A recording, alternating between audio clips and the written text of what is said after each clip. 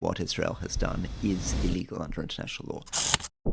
The strikes began with Israel launching attacks which hit the most senior figures in the Iranian military and security. That was then followed by an Iranian response which hit buildings in Israel. Will this mean that Iran abandons its nuclear program, or will it redouble its nuclear program? The rest is politics is efficiently powered by Fuse Energy. If you've got an electric vehicle, or if you're thinking about it, Fuse has a smart tariff with overnight charging for only 5 pence a kilowatt hour. And that's now available on both Apple and Android app stores and works with a wide range of chargers. No faff, no filibustering, no unexpected U-turns. So quite unlike politics, and you don't even need a PhD in engineering. You just plug in your EV before bed and it'll be ready before the headlines hit your inbox. So if you need a charger installed, Fuse will sort the hardware, the fitting and the setup, often in under a week. And when you sign up, you'll get the Trip Plus members deal completely free. Ad-free listening, early access to Question Time, bonus episodes, and pre-sale tickets to our live shows. So while your car recharges, your podcast feed gets a power boost too. Just head to getfuse.com/politics, download the app, and use the code POLITICS. Smart tariff, swift installation, no white papers, green papers, or red tape required.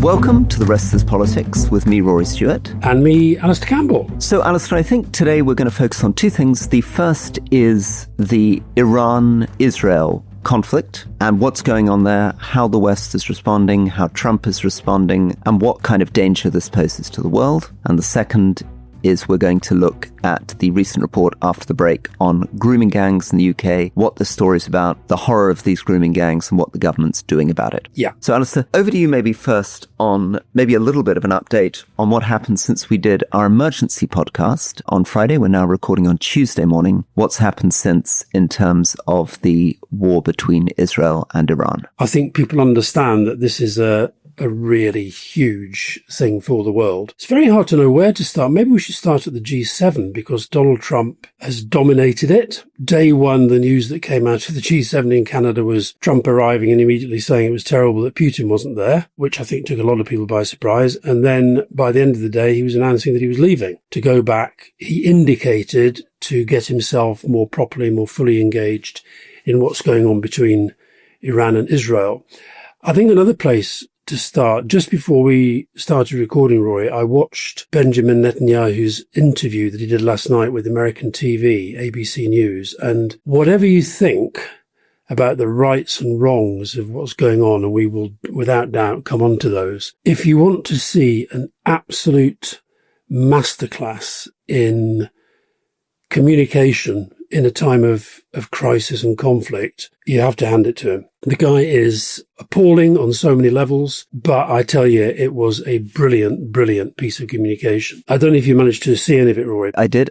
You sent it to me and I watched a bit of that. And what were your impressions? So the first thing I think I picked up on that clip that you sent me, it's a 25-minute interview, is that the interviewer begins immediately by saying, I hear Iran is reaching out, trying to push for peace through intermediaries. Have they reached out to you? And Netanyahu says, no, but I'm not very surprised because, of course, they want to keep this fake negotiation going while they continue to develop their two existential threats of ballistic missiles and nuclear weapons against Israel. And, of course, we won't continue to tolerate because we're not at the, whatever it is, we're not at the 12th hour. This is the very last minute in this whole thing. So, yes, as you say, frames the whole thing like that from the beginning. There's just a quick update for listeners on what's happened. So, people who listened to our report immediately after the first strikes will remember that the strikes began with Israel launching attacks which hit the major enrichment facility. That's the enrichment facility at Natanz, which is where, and we can get into a bit of the technicalities about this, but that's where a lot of these centrifuges for enrichment are located. And then attacks against the most senior figures, particularly in the Iranian military and security, so killing the head of the armed forces, killing the head of the Revolutionary Guard, also killing two senior scientists who do research into nuclear stuff. That was then followed by an Iranian response, which hit buildings in Israel. And as of last night, I think the figures were that 224 people had been killed in Iran, 1,400 injured, and 24 people had been killed in Israel, with 600 injured.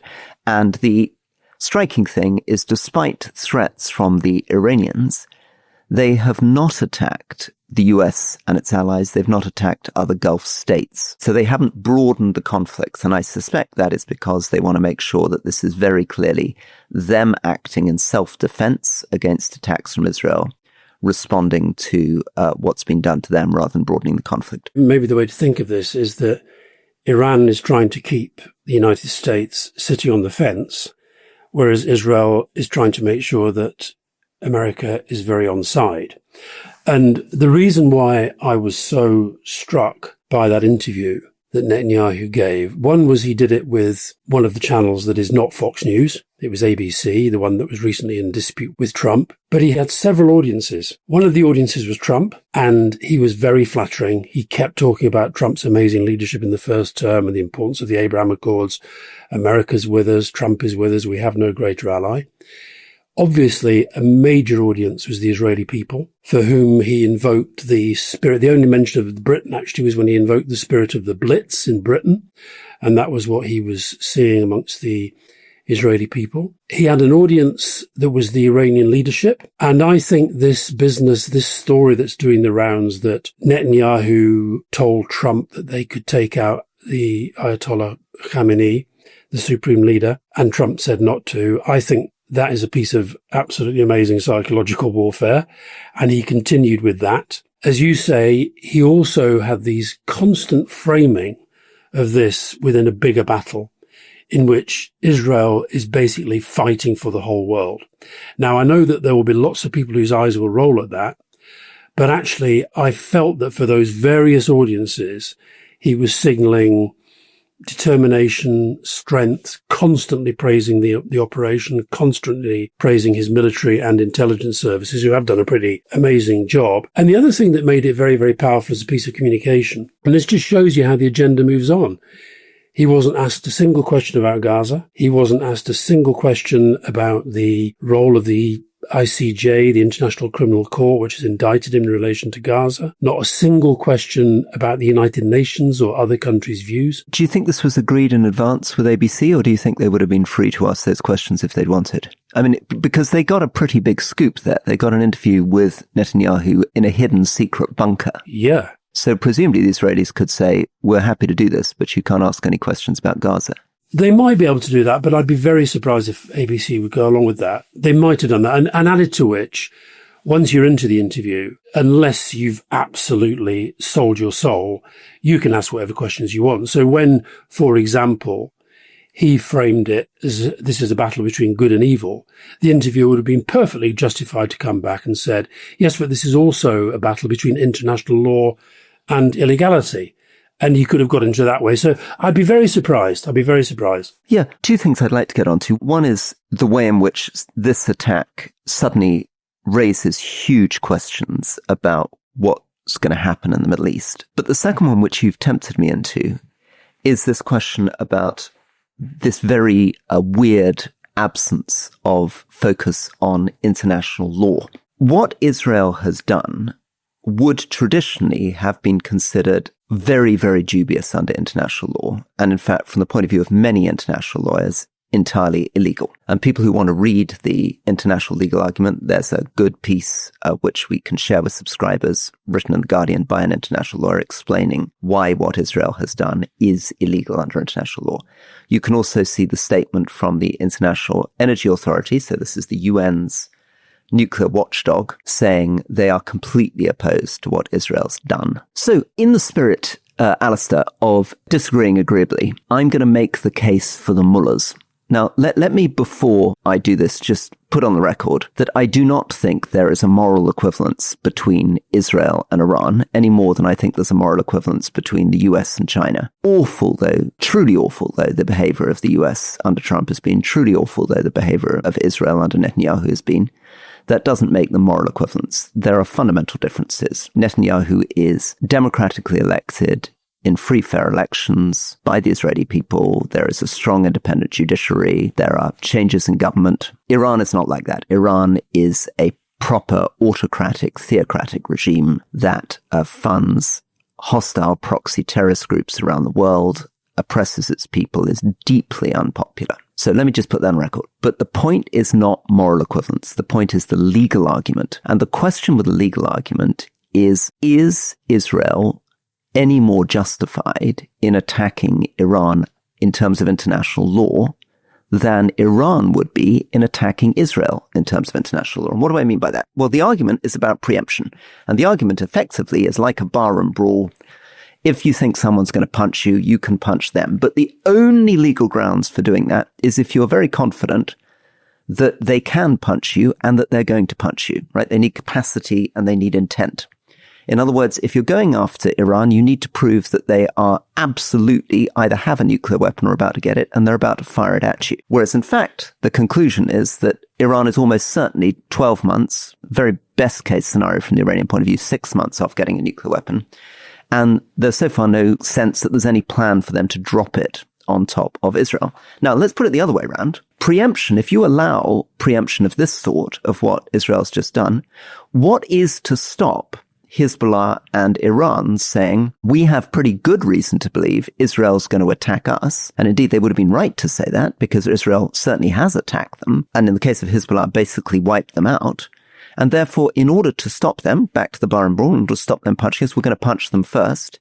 In other words, what would be to stop them immediately after October the 7th, launching every missile that Hezbollah had in Lebanon and every missile that Iran had against Israel, saying we're doing it because if we don't do it now and if we sit tight, Israel's going to attack us. Oh, Lord, Rory, I think you've just slightly made the Israelis' case for them there. Well, what do you mean by that? Because let me sort of get into agreeable disagreement here, because what actually happened after October the 7th is that for whatever reason, and partly because there was a lot of US pressure on them, Hezbollah were convinced not to release what were estimated at about 100,000 missiles, which they had in Lebanon, against Israel. And Israel went for them. They were convinced to hold back, and they were told, if you hold back, we'll restrain Israel. Some missiles came over, but many, a tiny fraction of what they had.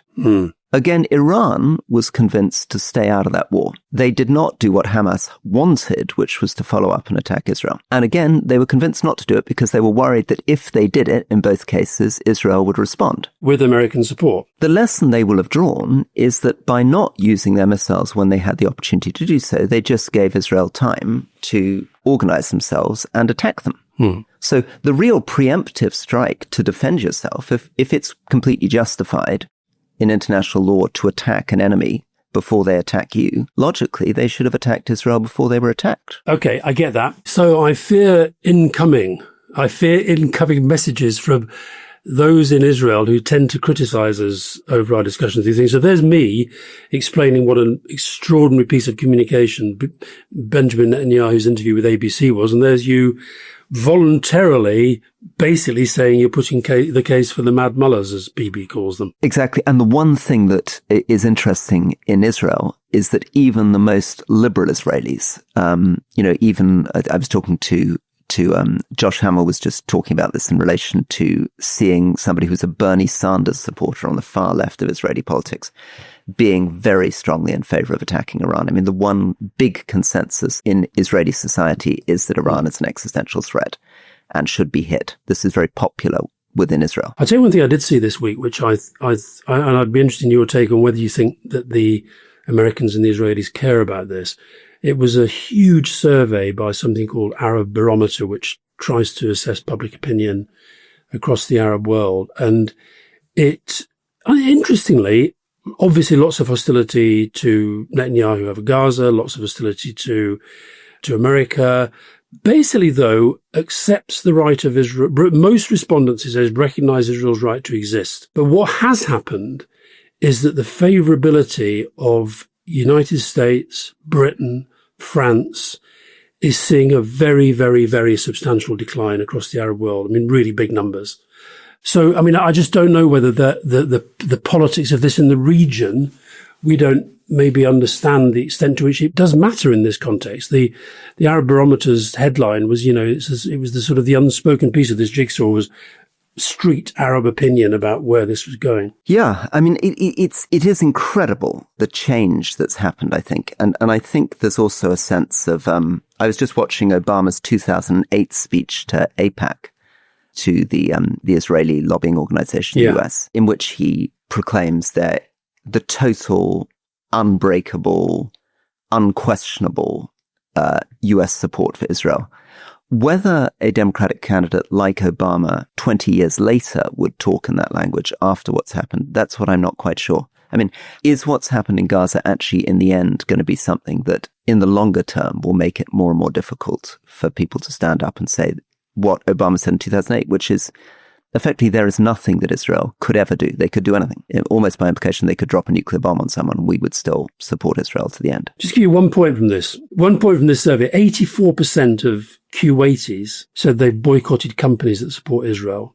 62% have made donations to support the people of Gaza. 40% say they've shared pro-Palestinian messages on social media. 22% have participated in public activities in solidarity with Gazans. And of course, in a lot of these countries, protest is kind of, quite difficult to organise. So I do think that is one thing that doesn't get much play, which we should occasionally keep our eyes on, is what real public opinion in the Arab world is saying. The other point, which I think it wouldn't be unreasonable for people to make, is if it is so abhorrent, the idea that another country, Iran in this case, should have a nuclear weapon, why does nobody ever question Israel's possession of nuclear weapons? That seems to have been not even a part of the thinking here. And I know this is really getting into dangerous ground, but again, would it have been legitimate for Iran to attack Israel at the moment when Israel was developing its nuclear weapon? Would it have been legitimate if they had got information that Israel was about to create a nuclear weapon to attack those facilities before that nuclear weapon was created? Would it have been legitimate for Pakistan to launch attacks on India when India was building its nuclear weapon, or for India to launch attacks on Pakistan when Pakistan was building its nuclear weapon? Would it have been legitimate for the West to attack China when China was developing its nuclear weapon? Would it have been legitimate for China and Russia to have attacked Britain and France when they were developing their nuclear weapons? Are we in a world where we're saying that anybody developing a nuclear weapon is fair game and can be attacked? Or are we saying if our enemies develop a nuclear weapon, they're fair game, but if they're our allies, it's absolutely fine? The answer to the question ought to be resolved by international law. I think the problem that we're wrestling with here is that the international institutions have been deliberately fundamentally undermined. We've talked a lot about how the United Nations has become virtually dysfunctional because of the major powers, the 5 permanent members. Russia and China veto anything that America and Britain want to do. And now America undermining the United Nations basically from day one. From Trump term 2, he wasn't that fond of it in term 1, but undermining it term 2. And then the other two, of course, are the International Criminal Court and the International Court of Justice. So the post-war, the Second World War, the post-war order has been eroded. And by the way, I think Trump welcomes that. I thought it was fascinating yesterday. Let's just wind back a little bit to the G7. We'll come back to Iran-Israel. But just think about this. He goes to the G7. America is clearly the biggest power within the G7. And literally the very first thing he does is to complain that Russia was expelled. And he doesn't set the context of the fact that Russia invaded Crimea and that led to the expulsion. He basically just said it really pissed off Putin. Brackets, unspoken, so no wonder he's going for Ukraine. And then day 2, let's be honest, why has he left early? He may argue because Iran-Israel, he has to get more involved, etc. The truth is, you can do that from anywhere. Yes, it's better if you've got the people in the room, but you've got the communications, you can do it from anywhere. I think he was deliberately saying, you lot don't matter as much as I do. I think he was saying that I'm here for a bit, I'm causing you a bit of grief, I'm now going to go, I'm going to say nice things about you all as I go, but frankly, for the rest of the day, you're going to sit around thinking, what should we talk about now? So I think it's a deliberate undermining of any international institution so that the nation state can behave with impunity. So I've talked a little bit about the legal question. There's an ethical question, obviously it's a moral question about when it's legitimate to do things and when it isn't. But there's also a practical point. Many listeners will strongly support what Israel did. and will be strongly opposed to Iran. And, let me again re-emphasize, the Iranian regime is a horrifying, illegitimate regime hated by the vast majority of its people, imposing extremely repressive, theocratic vision of the world through a horrifying police state. I know that. I walked across Iran. I was sometimes arrested or detained 6 or 7 times in a day by different types of intelligence and security forces in Iran. It's a very sinister country. But the practical problem is that if you say international law doesn't really matter, so we don't care what the International Criminal Court says, we don't care what the International Court of Justice says, which is effectively what Israel is saying about rulings on what they're doing in Gaza, right? And the West Bank. And the West Bank. So the attempts to try to investigate what they're doing in terms of international law on the West Bank and Gaza is completely rejected. And the US agrees with that. If you take that line, that makes for a much, much more dangerous world. Because, of course, the obvious point is when your allies are doing it, when Israel's doing it, when the US is doing it, it all seems fine. But what happens when everybody else starts doing it? So remember, the last people to claim preemptive rights under, I think it's Article 50 of the UN, defending themselves to justify an attack were Russia against Ukraine. That's what Putin said to the UN he was doing. It's what Lavrov said in his speech. He said Ukraine poses an existential threat to Russia, and therefore we are invading Ukraine. What will then follow on from that? Well, look at Africa. Ethiopia's got a long-standing claim to help itself to Eritrea. China obviously has a big claim to Taiwan, right? And that's just the beginning of things. If you completely give up on the idea that there's a rules-based international order, if everything just becomes might is right, and if you think that your neighbor is any form of threat to you, the only question is not should you do it, but can you do it, which is where this debate is. And look, this isn't just the US, this isn't just Israel. There was basically, as soon as Israel mounted this attack, the response from France and Germany was immediate condemnation of Iran. Immediate condemnation of Iran. And I think Australia, our friend Albanese's government, came out and said that everything that Israel had done was in accordance with international law.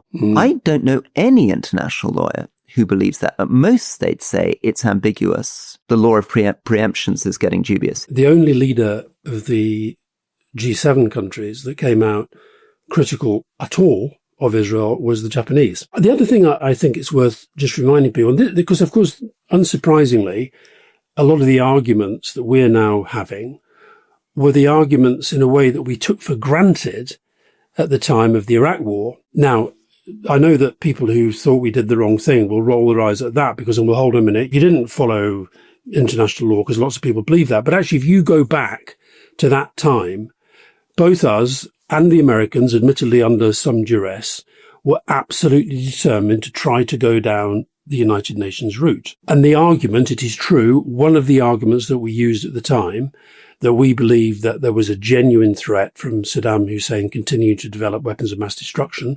And we all know that what flowed from that, but that was one of the arguments. So ultimately that went to the argument of regime change. Okay. And what you have here is essentially there has been no attempt to keep the international community on board. There's not even really, we still don't fully know whether Donald Trump gave the green light to this or not. We both think that he probably didn't, and that he's had his hand forced by Netanyahu. And I think, again, going back to this interview, if you want to see somebody who's absolutely putting drive and conviction at the heart of everything he says, it is there. Meanwhile, there's an issue 20 odd years on where we still debate it, still get criticized for it and so forth.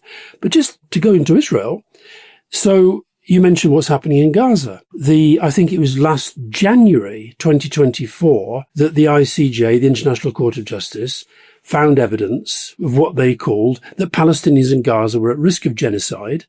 And they set out a number of measures that they asked Israel to implement to prevent that from developing. They didn't do it. May last year, they issued another ruling ordering Israel to halt the military operation in Rafah, and also calling on them to allow unimpeded access for humanitarian organizations to get into the Gaza Strip. And then another advisory opinion, I think that was in July, certainly sometime around the summer. And then eventually that led to the arrest warrants for Netanyahu and the then Defense Minister Gallant. Now, they all failed. So what you see now, and this is my point about why this interview was so kind of interesting. That's probably the first time that ABC have done a long interview with Netanyahu since any of this, but none of it got raised.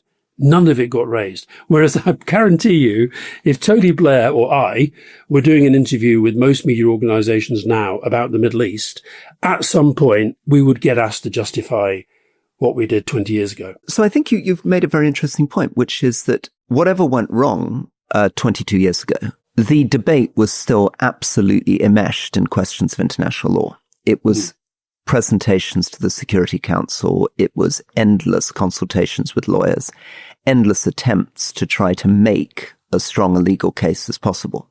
Now, people would say you pushed it too far. That legal case didn't quite add up. But my goodness, that was the focus. An enormous amount of energy went into it because people still believed in a rules-based order. What's interesting now is that the last group of people who should believe in this, which is the Europeans, seem to have abandoned it. I mean, that's the very sad thing. It's not that Europe has much influence. It's not that Europe has the power to affect what happens. Israel's not going to listen to Europe. But just as in the early 1940s, there were very few liberal democracies left in the world, and those liberal democracies kept making the case for democracy through the Atlantic Charter and other things, so too at a time when the US and many of the major players, the most powerful power in the Middle East and others, give up on international law, Europe should be trying to continue to keep alive the lonely case that there could be a rules-based international order, that international law matters.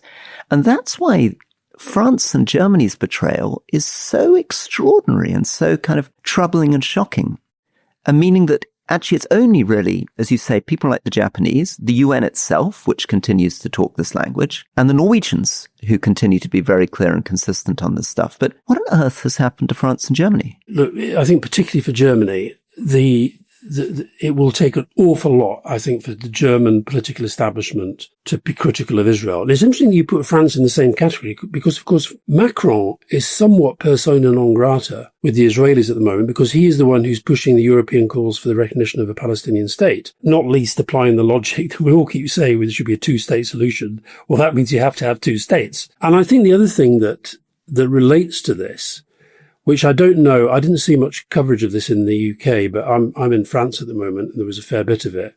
I think the other thing that will have really pissed off Trump is Macron going on his way to Canada, to Greenland, and doing a big visit with the Danish Prime Minister and talking about how Europe will always stand up for Greenland. Now, I would put that in the category tick.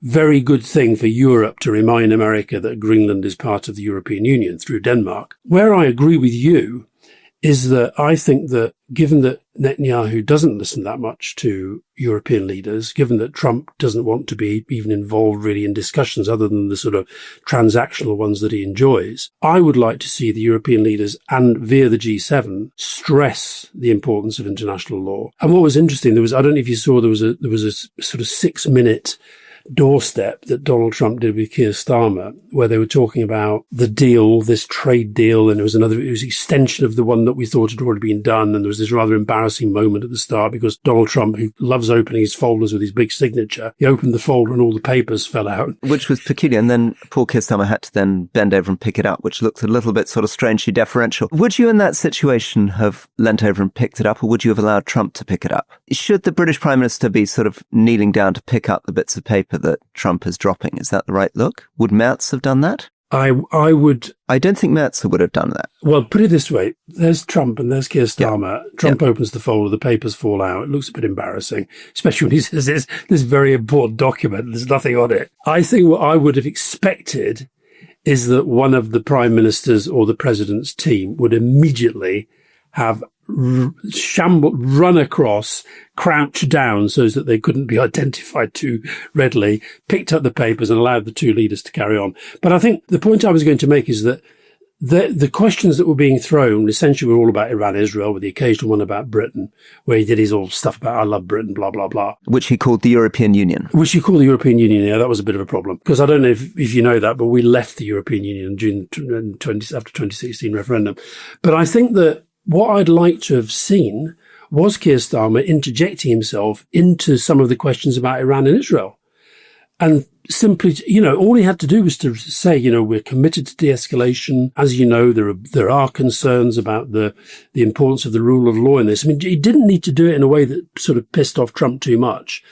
But I agree with you. I think that this is what has happened as a result of Trump very powerfully and successfully establishing this notion of a different form of diplomacy, where essentially it's all between nations. And I think that's the other reason why he left early. You could see the pictures at, and I know that place because I was at the G7 in 2002 in Kananaskis.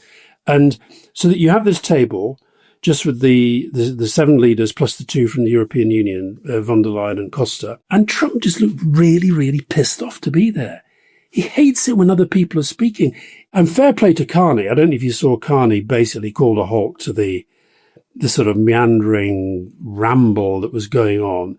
He let him have a go about Putin. You could see his face going, well, where's this going?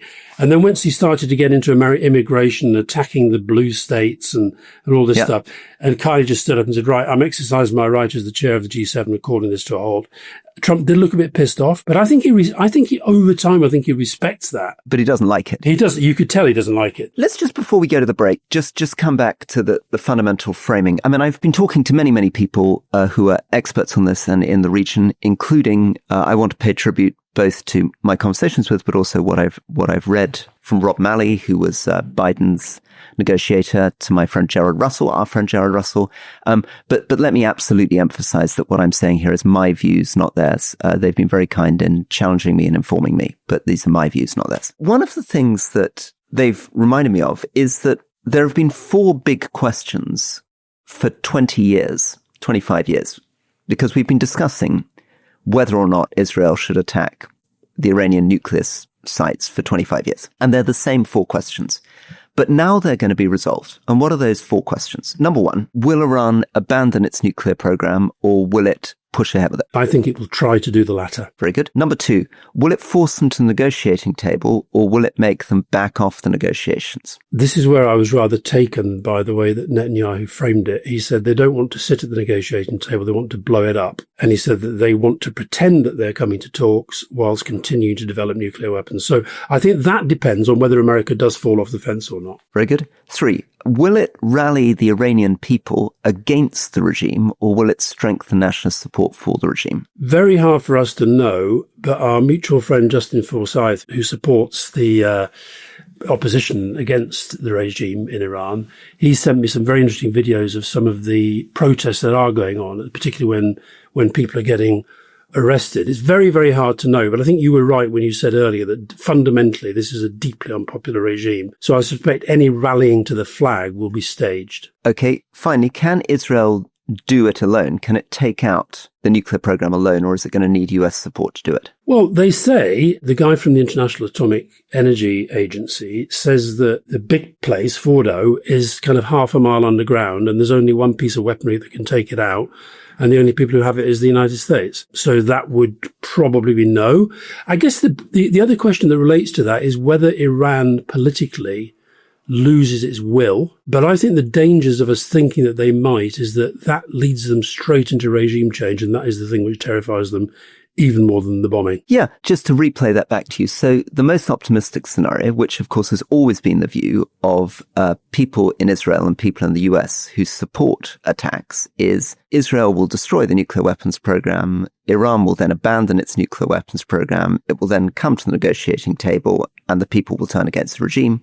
The pessimistic view is they'll fail to take out the nuclear weapons program. It'll just make Iran accelerate its nuclear weapons program. It'll strengthen nationalism in Iran and make it more difficult to get a deal. Let me just, one final thing before the break. I've been listening, so that you don't have to Steve Bannon and Charlie Kirk. So I'm trying to get my finger on the MAGA podcast crowd. They're not happy. They're not happy at all. And nor's Tucker Carlson. This is a really interesting problem for Donald Trump. So there are people like Lindsey Graham, the Iran hawks, Israel supporters on the traditional Republican right, who are very excited by this. But basically MAGA is isolationist. Charlie Kirk is saying 90% of his listeners are horrified by this. And the Steve Bannon thing I listened to, essentially what he says is, yeah, it's like Ukraine. If Israel wants to do this, they're welcome to do it, but they can do it on their own. We are not going to be sucked into this war. And Charlie Kirk says, Persia's a great power. They've got huge weapons. This will be loss of face. And essentially, they portray any pressure on Trump to support Israel as being driven either, in Charlie Kirk's word, by war contractors and either a defense industry trying to make money, or if you're Steve Bannon and his crowd, they say it's the UAE and the Gulf paymasters of Mike Pompeo bribing the Republican right to get involved. So from the MAGA crowd's point of view, they think, oh my goodness, here we are. This is another Middle Eastern war that we don't want to have anything to do with. Israel's playing us for fools. They're dragging us in. They're forcing us to get involved in something that's their business and not us. Well, Trump was asked, I think at his doorstep with Keir Starmer, he was asked about, and it just shows you the sort of ridiculousness of the American political ecosystem, that he wasn't asked about Lindsey Graham or anybody on the other side of the argument. He was asked about what Tucker Carlson said. And he was very, very dismissive of Tucker Carlson. He said, I don't know what Tucker Carlson has said, but he should maybe try and get himself a job on a decent network. And then people might hear him. So he was back to play the reality TV string puller. But I think it's true. I think he will be very, very wary, because it's not as if he's got a united MAGA Republican Party picture on this. It's very, very divided. And the other thing that he'll be absolutely eating away at him all the time is this thing that he made such a big thing of no war's ever going to start on my watch. And, you know, he's the peace. He actually said when he won the election second time around, history will see me as a great peacemaker. Well, you know, as we said on the Emergency podcast the other day, every single war that he's been involved in, or that he's sort of related to at the moment. And this, by the way, this is why he should be very wary of trying to give the impression he can solve all this on his own. Far better if you can build international alliances. This is the point you made to Kevin McCarthy. People should really listen to the interview we've done on Leading with Kevin McCarthy, the former speaker, because albeit he's absolutely sort of putting the Trump line in a way, you made that point to him that, you know, America spent decades building up alliances and it's destroying them. And ultimately, that is not good for America. We're going to be talking about this for quite a while. Netanyahu was asked on that interview how long he thought it would go on for, and he obviously said it will go on as long as it needs to. But the feeling you get is that they have got a plan here. This is a very, very well thought out military plan. And back to your point about would the Iranians have been justified to attack? The other thing is clear this has been planned over probably years. This has been years in the planning.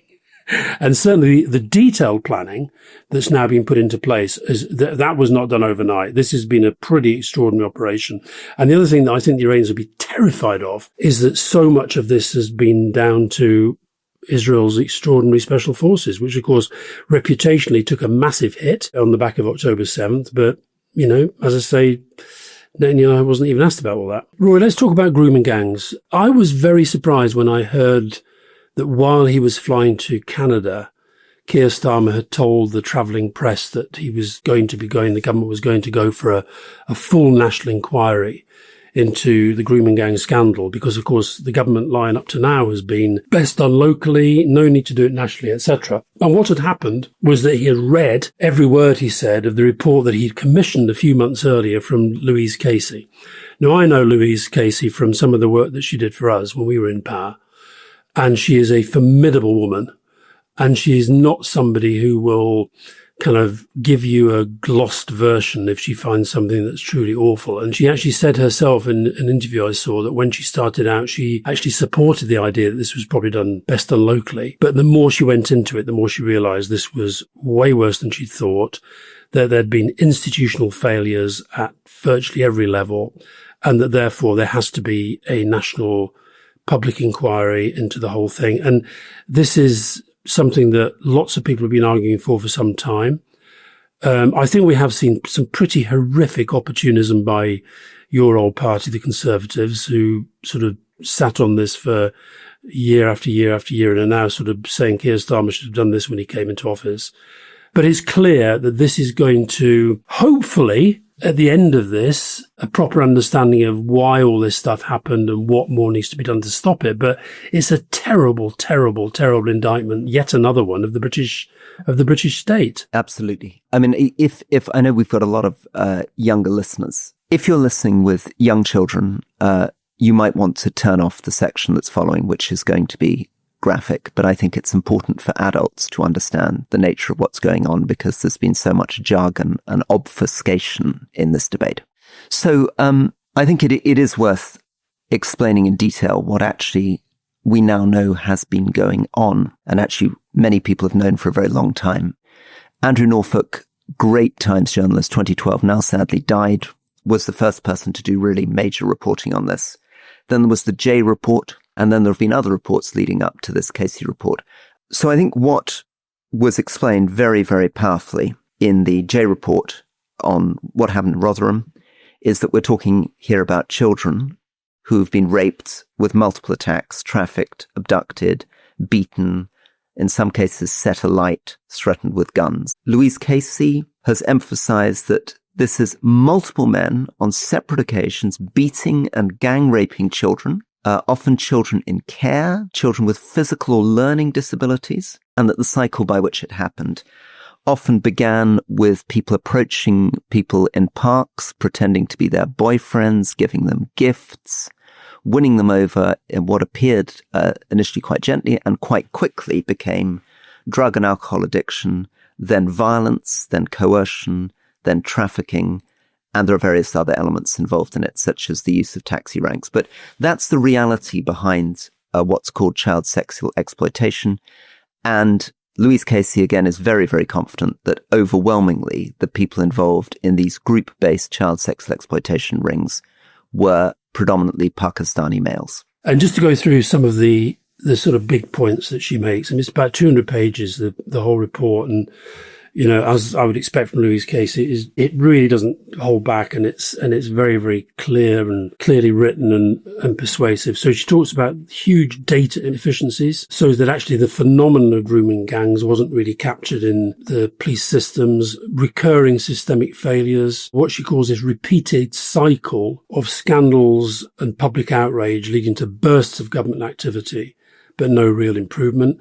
And this is the one, I think, where we get to a sort of cultural issue, persistent denial and obfuscation, refusal fully to acknowledge what's going on.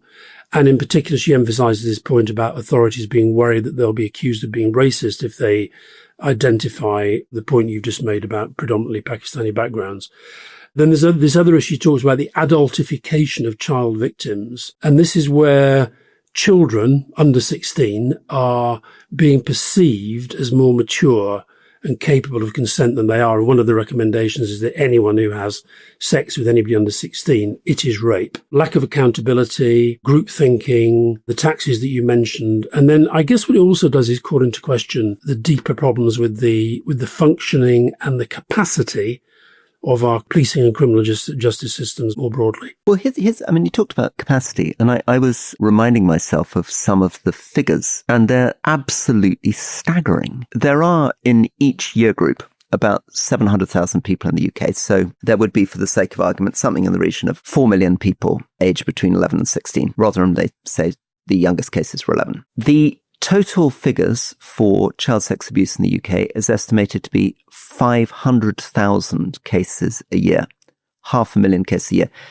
People think that 10% of children are sexually abused. Of those, 150,000 cases are recorded by the police. Of those 150,000 cases recorded, about 13,000 go to prosecution. There are about 10,000 convictions every year. This particular subgroup, which is group-based child sexual exploitation, you get about 700 convictions a year. So this is a subset of this much bigger thing. And this is one of the complaints that Louise Casey makes, which is that one of the reasons everybody says the vast majority of offenders are white, or they point out that 39% of suspects are aged between 10 and 15. So they're young men aged under 15 themselves, or aged under 16 themselves, is confusing a whole series of different things. So nearly 40% of these offences we're talking about are online offences, and they're bundled in with not online offences. So every possession of an illegal image online is specified by the police as an offence. And that makes it very difficult to compare what's happening in Britain to any other jurisdiction, because nobody else counts it in this way, measures it in this way. So it's almost impossible to work out.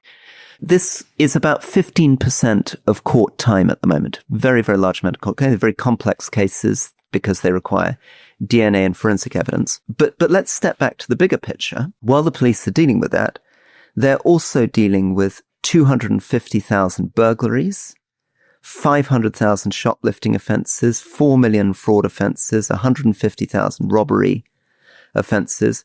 And in this case, the prosecution rate on child sexual offences is much higher than it is with things like burglary. So burglary, about 4% go to charge, and 56% of those burglars who are convicted then reoffend within 2 years. So there's a massive systemic failure in the entire justice system. And I guess if you were to talk to a police person, they would say that you can only really understand, because from the surface you're like, what on earth was South Yorkshire doing? Why were they not catching all these cases? And they would say, because at the same time, they're under pressure from the government and indeed from Robert Jenrick and many others to say, why are you not on top of shoplifting? Why are you not on top of fraud? Why are you not on top of cybercrime? Why are you not on top of burglary? Why are you not on top of robbery? Why are you not on top of knife crime? And the question is, where do you put those resources? Now, I think there's a total consensus now that a lot of those resources need to go into group-based child sexual exploitation and national task force going after this very particular type of crime. But this particular type of crime, there are about 700 convictions a year compared to a prison population of about 87,000 people and about 200,000 people on probation. But that shift that is clearly coming comes in part because of what she describes as this sort of years of denial and obfuscation. But I think she was right to call out the way that the Tories handled this in Parliament yesterday. Yvette Cooper stood up and essentially made an apology on behalf of the state and of the failures that had been made. Then Kemi Badenoch immediately stood up and politicised it in a way that, given most of this happened on the watch of the Conservatives, I think, she should basically take a look at herself on that one. Just very brief before we close, Rory, let's just go through some of the main recommendations in the report. So one of them we both mentioned, this is the thing about anyone who engages in penetrative sex with a child under 16, that is rape. Other stuff, make the collection of ethnicity and nationality data for all suspects in child sexual abuse. Research, and I suspect this is for the inquiry, into the drivers of group-based child sexual exploitation, including social media, cultural factors and group dynamics, and then also more rigorous standards on the licensing and regulation of taxi drivers who were often involved. And I don't think we should, taxi drivers get a bad enough press as it is. We should point out that these are relatively small numbers of taxi drivers, but in these communities where this has been rife. And of course, the other obvious thing to point out is that this is horrifying evil men, but it's a very, very small number of the men in Britain and a very small number of the men in the Muslim and Pakistani communities. And that's important because, of course, as we'll get on to in tomorrow's question time when we talk about extremism, the image that Muslim men have come to our countries in order to rape white working class women is right at the heart of all the far right language. And of course is what's got Musk involved in this and US attacks on Keir Starmer and the rest, is the idea that somehow we've enabled a mass invasion of people who are raping women. Yeah. What we're talking about is very, very evil men. And yes, absolutely, predominantly from one ethnicity and clearly a very strong cultural element going on within that ethnicity. And that's why Louise Casey wants to focus on the ethnicity, because it would help you to track it by understanding that this is something that was happening amongst a group of Pakistani men. But you also have to point out that it would be the most incredible libel to suggest that this was somehow the normal behavior of Pakistani men. And indeed, it's the attempt to do that by people like Tommy Robinson that's causing a lot of the hate and extremism in our society and many others. Well, as you say, question time tomorrow, we're going to talk about this, the violence in Ballymena, because we didn't have time to talk about that last week. We're going to talk about this very interesting German intelligence service report about the rise of the far right. There's actually a lot happening. It was the murder of the Democrat politician Melissa Hortman in Minnesota. A lot of feedback last week about our discussion on immigration, not all of it very flattering, I was to say. And also, I don't know whether you know Blaze, Rory, but I know Blaze. Q has become C. Amazing. So we'll talk about the new head of MI6 as well. Very good. Looking forward to it. See you soon. Bye-bye. Bye.